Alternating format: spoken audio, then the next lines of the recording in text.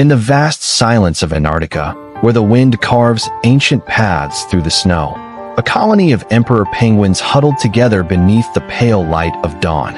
Among them was one small chick, curious, clumsy, and bright-eyed. His name was Kip. While others stayed close to their families, Kip often wandered toward the shimmering cracks in the ice, chasing reflections of light as if they were stars trapped beneath his feet. But the ice beneath him had grown old and thin. With a sound like thunder, it began to crack. A jagged fissure tore across the frozen plain, splitting the world in two. Kip's mother cried out, reaching for him as the ice drifted apart. He tried to run, but the current pulled his tiny iceberg away. Within moments, the colony vanished into the white fog, and Kip was alone, adrift on an endless sea of ice. Days passed.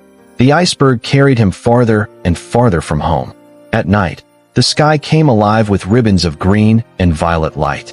Kip would watch them dance above him, pretending they were messages from his mother, a promise that he wasn't forgotten. He learned to fish from cracks in the ice. He learned to sleep through storms.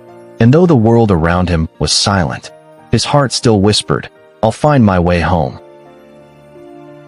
One morning, a shadow moved beneath the ice.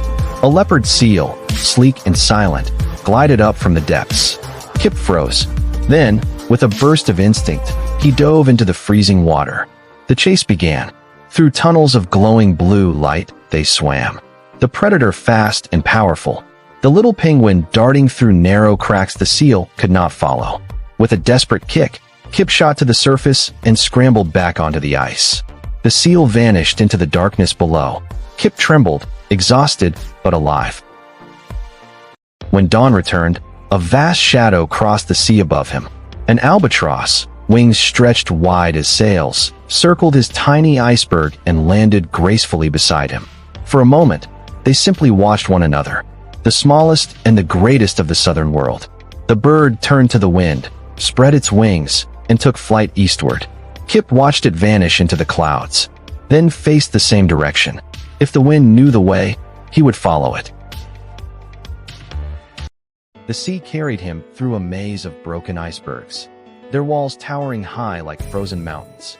He swam carefully through narrow channels until he found footprints, penguin tracks pressed deep in the snow. Following them, he discovered a colony unlike his own, smaller penguins with sharp eyes and quick movements.